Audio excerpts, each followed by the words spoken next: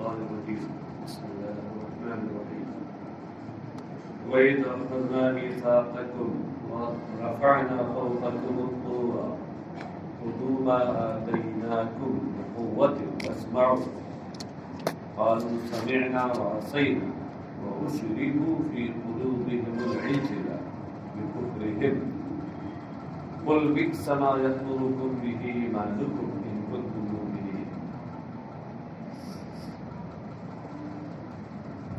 اور یاد کرو اس وقت کو جب ہم نے تم سے پختہ عہد و پیمان لیا. کس چیز کا عہد و پیمان؟ عہد و پیمان بھی کسی چیز پہ ہوتا ہے، اس کا بیان قرآن کریم میں نہیں ہے. مفسر اس کو بتاتے ہیں میثاقکم علی العمل بما فی التوراۃ، توریت کے احکام پر، توریت کی تعلیمات پر عمل کرنے کا پختہ عہد و پیمان لیا. بما فی التوراۃ میں ما سے مراد احکام و تعلیمات. وَرَفَعْنَا فَوْقَكُمُ الطُّورَ، جبکہ ہم نے تمہارے اوپر طور پہاڑ کو بلند کر رکھا. مطلب تم سے عہد و پیمان لیا تھا حضرت موسیٰ کے ذریعے کہ تم توریت کے احکام و تعلیمات پر عمل کرو گے، لیکن تم نے اس عہد و پیمان کو پورا نہ کیا. تو جیسے ایک حاکم اپنے ملک کے قوانین منوانے کے لیے کبھی سختی کرتا ہے، دیکھتا ہے کہ جب وہاں کی رعایا ملکی قانون نہیں مانتی ہے تو سختی سے پیش آتا ہے. تو ایسے ہی ہم نے تمہارے اوپر طور پہاڑ اکھاڑ کر کے تمہارے اوپر سروں پہ کر دیا کہ اگر نہیں مانتے ہو تو گرا دیں گے، ایسے میں مر جاؤ گے. وَرَفَعْنَا فَوْقَكُمُ الطُّورَ، ہم نے تمہارے اوپر طور پہاڑ کو بلند رکھا. اس سے پہلے قد نکالا ہے.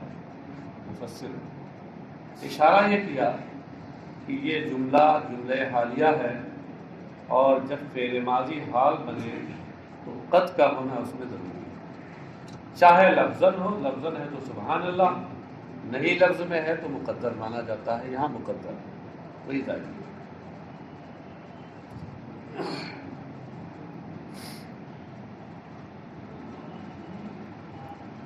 تمہارے اوپر طور کو یعنی اس خاص پہاڑ کو ہم نے تمہارے اوپر بلند کر رکھا تھا. کب؟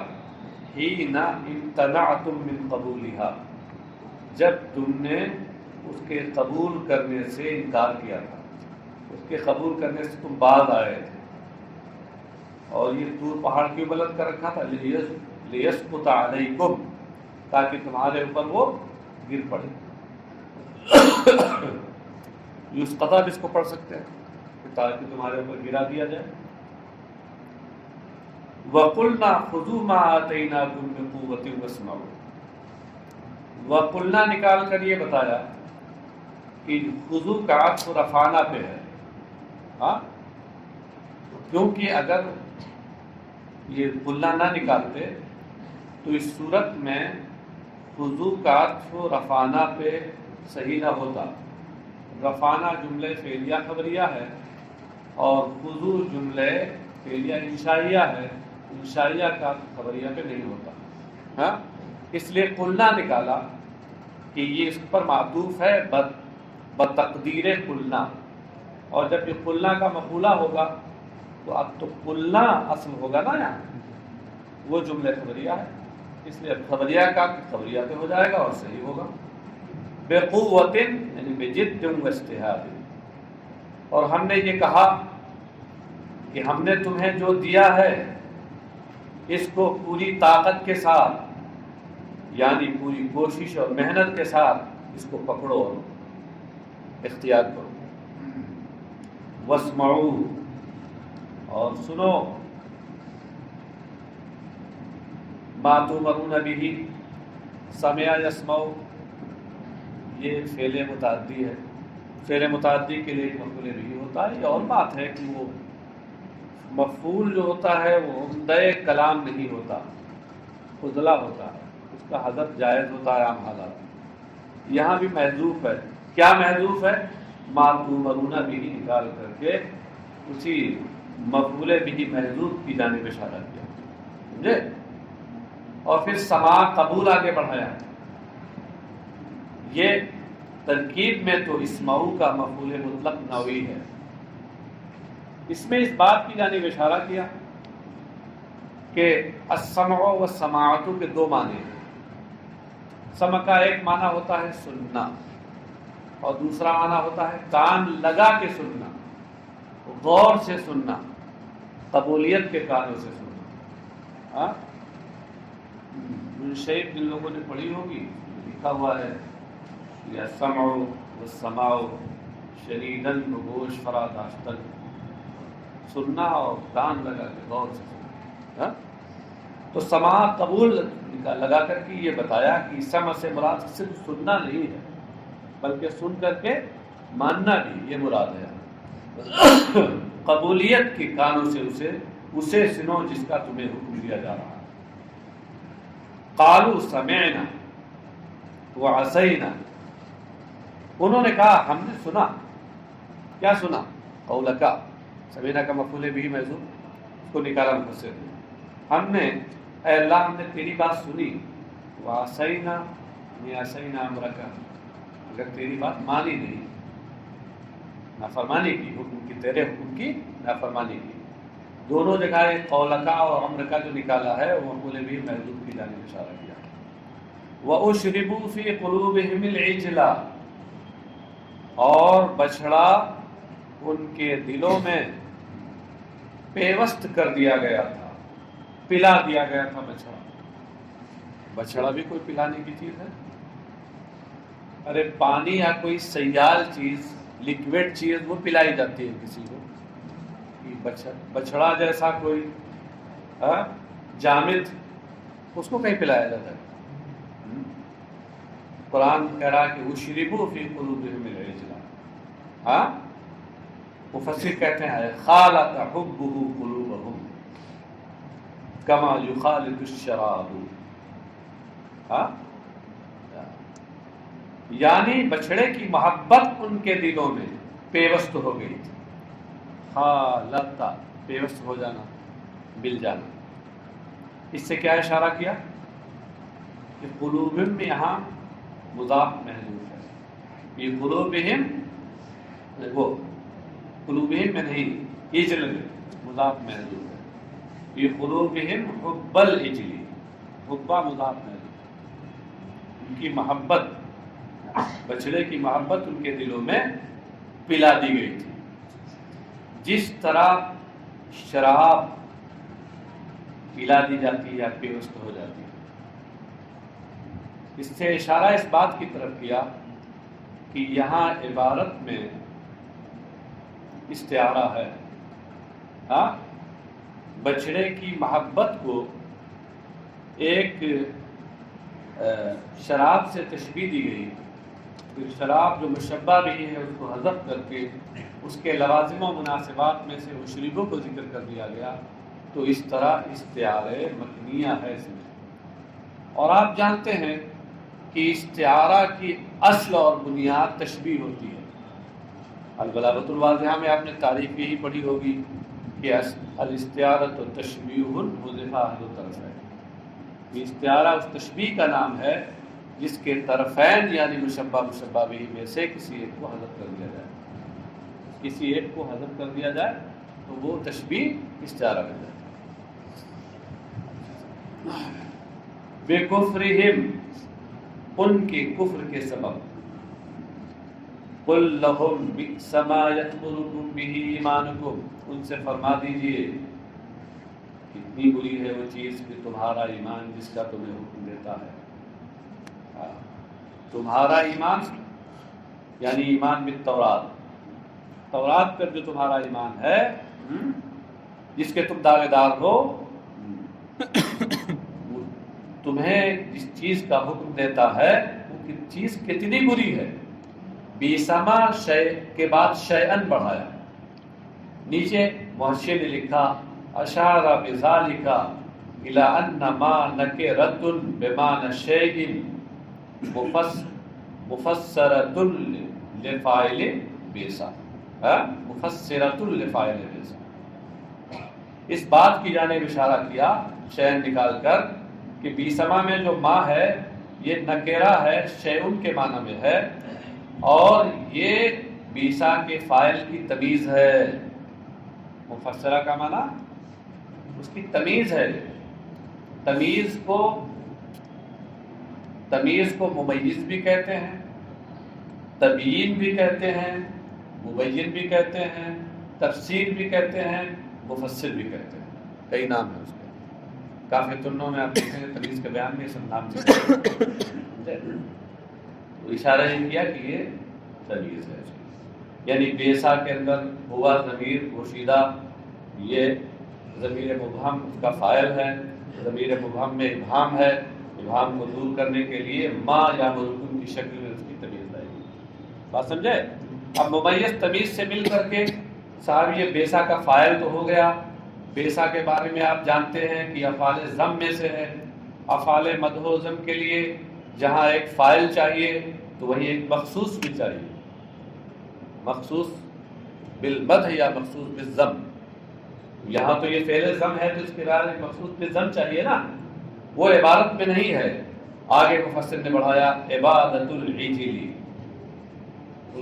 گوشالہ پرستی، اس بچھڑے کی پرستش جس کا تمہارا ایمان بالتوریت حکم دیتا ہے، یہ کتنی بری چیز ہے۔ تو یہ مقصود بالضم کو انہوں نے ظاہر کیا ہے۔ نیچے دیکھیں محشر نے لکھا نا بیان للمخصوص بالضم، تو اس کو مرفوع پڑھیں گے کہ جو یہ مخصوص ہوتا ہے مرفوع ہوتا ہے۔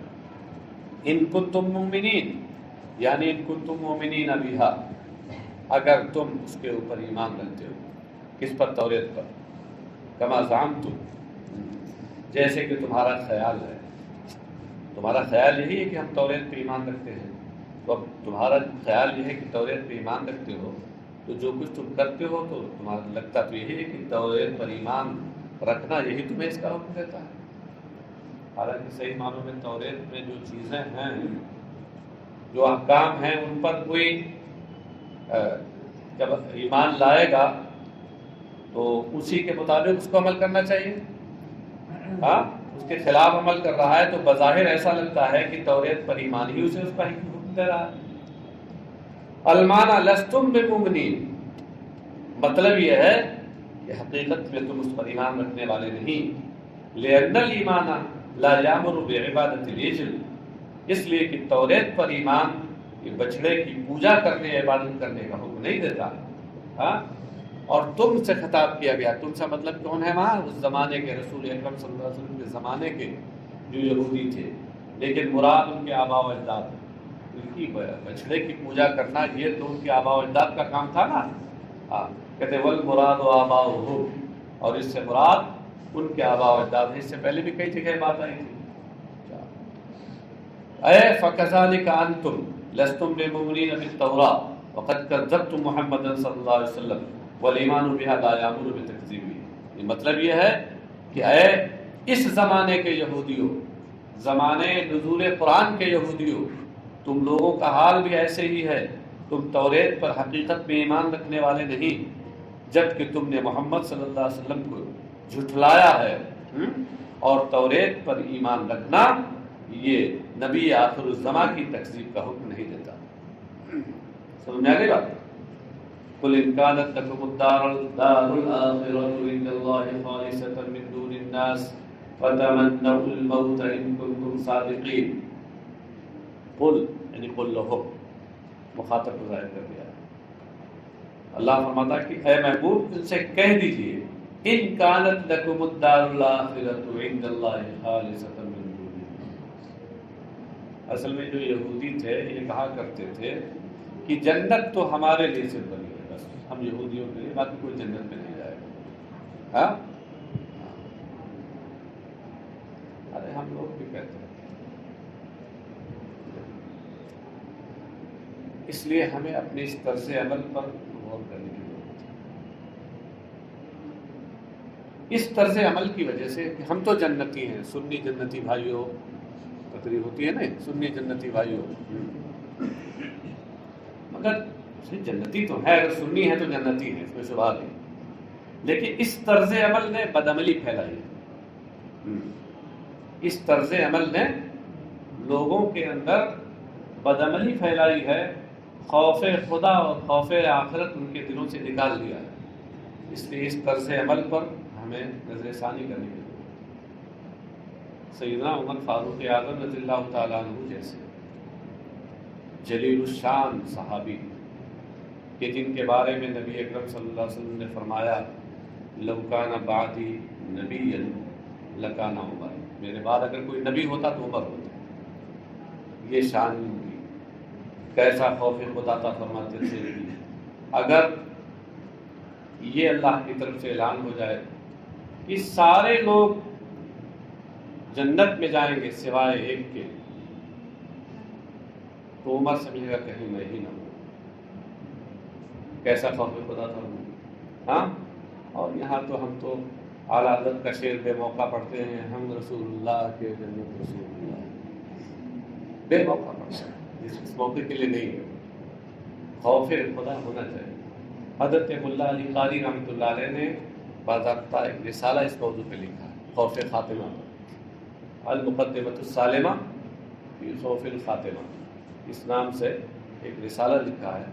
ہمارے یہاں مولانا رئیس اختر نے اس کا ترجمہ بھی کیا ہے اور اس کے حواشی وغیرہ بھی لکھے ہیں، اس کو آپ کو پڑھنا چاہیے کہ ہمارے اکابر کا طرز عمل اس سلسلے میں کیا تھا، کیسا خوف خدا ان کے اندر۔ تو اس طرح کی تقریریں ہمیں نہیں کرنی چاہیے کہ جس سے عام لوگوں میں جو مسئلے کی حقیقت نہیں جانتے ہیں ان سے خوف خدا رخصت ہو جائے، ہرگز نہیں کرنا چاہیے۔ ہاں صاحب، بہرحال تو یہ یہودی کہا کرتے تھے کہ جنت تو صرف ہمارے لیے یہودی لوگ جنت میں جائیں گے، باقی اور کون جائے گا؟ تو اللہ تعالیٰ فرماتا ہے کہ ان سے کہہ دیجئے ان کانت لکم الدار الآخرۃ عند اللہ خالصۃ من دون الناس فتمنوا الموت ان کنتم صادقین، اگر اللہ کے یہاں آخرت والا گھر صرف خاص تمہارے لیے ہو، لوگوں کے لیے نہ ہو، فتمنوا الموت ان کنتم صادقین، ذرا موت کی آرزو کرو اگر تم سچے ہو اپنے اس دعوے میں۔ ہاں، اور موت سے ہم لوگ بہت ڈرتے ہیں، کیوں بھائی؟ ارے بعض تو ایسے لوگ ہیں کہ موت کا ذکر کرنے لگیے چھوڑو چھوڑو، دل بیٹھا جا رہا ہے، چھوڑو، بات دوسری بات کرو۔ حالانکہ صوفیہ کے یہاں یہ تھا کہ کوئی مجلس موت کے ذکر سے خالی نہیں، ہمیشہ تصور آخرت اور تصور موت ان کے سامنے ہوتا تھا۔ آپ دیکھیں ہمارے مذہب کا مزاج کیا ہے، نکاح کا خطبہ خوشی کے موقع پہ پڑھا جاتا ہے، خوشی کا موقع ہے خطبہ نکاح پڑھا جاتا ہے، کیوں؟ مگر اس میں کیا ہے؟ یا ایھا الذین آمنوا اتقوا اللہ،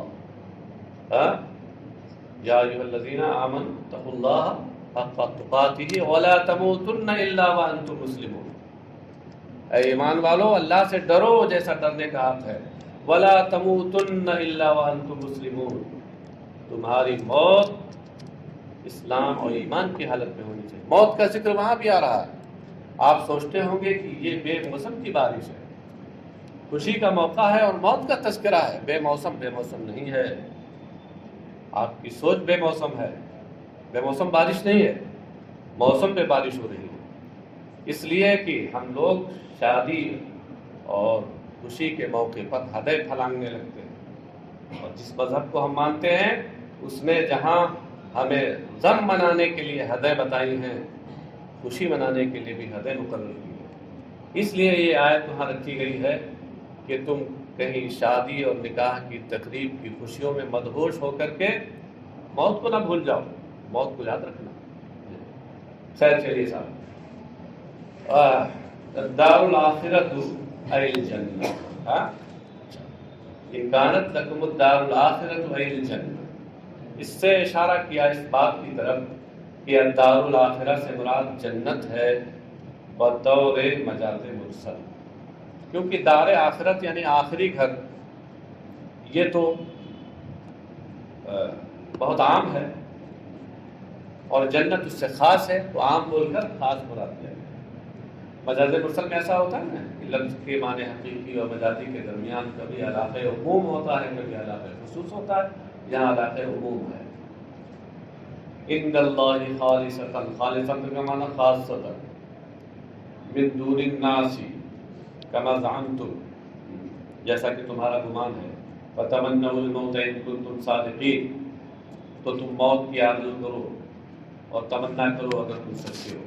یہاں غور کیجئے، دو شرطیں ہیں اس جملے میں، ان کانت لکم الدار الاخرہ ایک شرط، اور ایک شرط تمنوا الموت کے بعد ہے ان کنتم صادقین، دو شرطیں ہیں نا، اور جزا کون ہے؟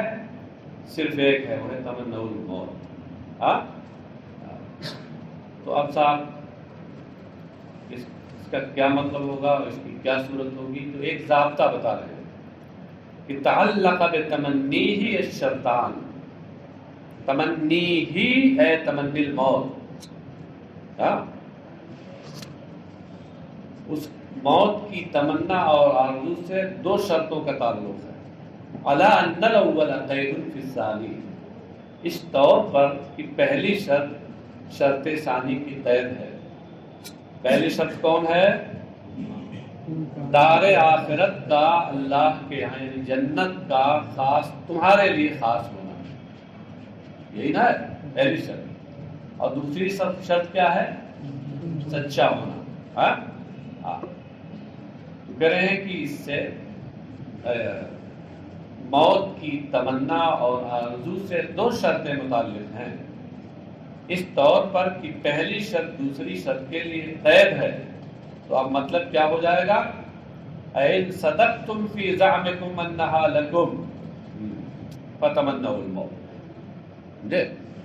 یہ مطلب کہ اگر تم اپنے اس گمان میں قول میں سچے ہو کہ جنت خالص اور صرف تمہارے ہی لیے ہے، فَتَمَنَّوُا الْمَوْتَ، تو موت کی آرزو کرو۔ کہ وَمَنْ كَانَتْ لَهُ يُؤْثِرُهَا، اس لیے کہ جنت جس کے لیے خاص ہوتی ہے تو وہ تو اس کو ترجیح دیتا ہے، سمجھے؟ خالص اب اس کو جنت ملنا ہے، کسی اور کو ملنا نہیں۔ تو من کانت لہو یعنی من کانت الجنت لہو اور من کانت الدار الاخرۃ لہو یوثرھا، اور سارا یوثر ایثار کا معنی کیا ہوتا ہے؟ ترجیح دینا، وہ تو اس کو ترجیح دیتا ہے۔ والموصل الیہ الموت فتمنوہ، اور ظاہر سی بات ہے کہ موت ہی وہاں تک پہنچانے والی ہے، بغیر مرے تم دار آخرت میں تو پہنچ نہیں سکتے۔ تو جب وہی پل ہے اور وہی ذریعہ ہے وہاں تک پہنچنے کا، فتمنوہ، تو اب موت کی آرزو کرو۔ وَلَن يَتَمَنَّوْهُ أَبَدًا بِمَا قَدَّمَتْ أَيْدِيهِمْ وَاللَّهُ عَلِيمٌ بِالظَّالِمِينَ، اور ہرگز وہ کبھی بھی موت کی تمنا نہ کریں گے، بِمَا قَدَّمَتْ أَيْدِيهِمْ، ان بدعملیوں کی وجہ سے جو ان کے ہاتھوں نے آگے کر رکھی، یا ان کرتوتوں کے، بدعملی نہ کہو، عمل ہی سے متعلق نہیں ہے، اعتقاد بھی اس میں شامل ہے، ان کرتوتوں کی وجہ سے، ان گناہوں کی وجہ سے جو ان کے ہاتھوں نے پہلے کر رکھا ہے۔ وہ کیا ہے گناہ؟ من کفرہم بالنبی صلی اللہ علیہ وسلم المستلزم لکذبہم، یعنی نبی اکرم صلی اللہ علیہ وسلم کے ساتھ کفر کرنا اور انکار کرنا جو ان کے جھوٹے ہونے کو مستلزم ہے۔ تو یہ اس کی بنیاد پر وہ کبھی آرزو نہ موت کی کریں گے۔ واللہ علیم بالظالمین الکافرین، اور اللہ ظالموں کو جانتا ہے۔ الکافرین یعنی ظالمون سے مراد کون ہے؟ کافرین۔ کیوں؟ اس لیے کہ کفر یہ تو ظلم کا سب سے بڑا فرد ہے نا۔ قرآن کریم میں ایک جگہ آیا ہے ان شرک لظلم عظیم، ان شرک لظلم عظیم، تو شرک اور کفر کو ظلم عظیم کہا گیا، یہ سب سے بڑا فرد ہے اس کا وہ۔ اس لیے یہاں ظالمین سے مراد ہے کافرین، یعنی ظلم سے کفر مراد ہے۔ بات سمجھے؟ کیونکہ اس میں بدو شے فی غیر محلی ہوتی ہے، تو اللہ ظالموں ان کافروں کو خوب جانتا۔ حالانکہ آپ غور کریں تو ہونا یہ چاہیے تھا کہ واللہ علیم بہم، اللہ ان کو خوب جانتا ہے۔ موقع تھا اس میں ضمیر کا، مگر اس میں ظاہر رکھا گیا یعنی یہاں کیا ہوا؟ وضع الظاہری موضع المضمر، کلام کو کبھی کبھی مقتضائے ظاہر کے خلاف لایا جاتا ہے. اس کو آپ علم معانی میں پڑھیں گے، پڑھ رہے ہوں گے آپ، مختصر المعانی پڑھ رہے ہیں نا، علم معانی میں آگے پڑھیں گے کہ کلام کو کبھی کبھی مقتضائے ظاہر کے خلاف لایا جاتا ہے، کبھی مقتضائے ظاہری کے مطابق لایا جاتا ہے، کبھی خلاف لایا جاتا ہے. اس کی بہت سی صورتیں ہیں، ان میں سے ایک صورت یہ بھی ہے کہ کبھی موقع ہوتا ہے اس میں ضمیر کا اور لایا جاتا ہے وہاں اس میں ظاہر، کبھی اس کے الٹا ہوتا ہے. تو یہ جو لایا جاتا ہے اس میں کوئی نہ کوئی حکمت ہوتی ہے. یہاں حکمت یہ بتانا ہے کہ یہ جو یہود ہیں ظالم ہیں، یعنی کافر ہیں، ہاں. اور علیم بہم اگر کہہ دیا جاتا تو اس کا اظہار نہیں ہوتا اس وصف.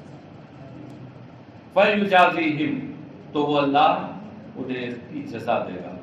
یہ علیم بالظالمین کی تفسیر ہے. ظالمین کی تفسیر تو کافرین ہو گئی، اور علیم کی تفسیر یجازیہم. کیا مطلب ہے؟ اللہ جانتا ہے تو کیا؟ جب جانتا ہے تو جو منصف حاکم ہوتا ہے وہ جب جرم جانتا ہے تو جرم کی سزا بھی دیتا ہے، سمجھے؟ لازمہ ہے اس کے لیے. تو مطلب یہ ہوا، گویا مفسر یہ بتانا چاہتے ہیں کہ علیم بالظالمین سے بطور کنایا یہاں مراد ہے واللہ مجازیہم مجازن بالظالمین، اللہ ان ظالموں کو ان کے ظلم کا بدلہ دینے والا ہے.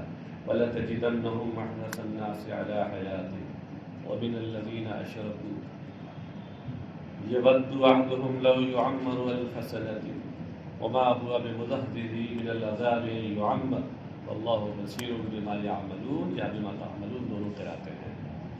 اللہ تعالیٰ آگے فرماتا ہے وَلَتَجِدَنَّهُمْ، اس میں لام قسم ہے، اس کا وہی خاص اصطلاحی معنی ہے جس سے پہلے بار بار بتایا گیا.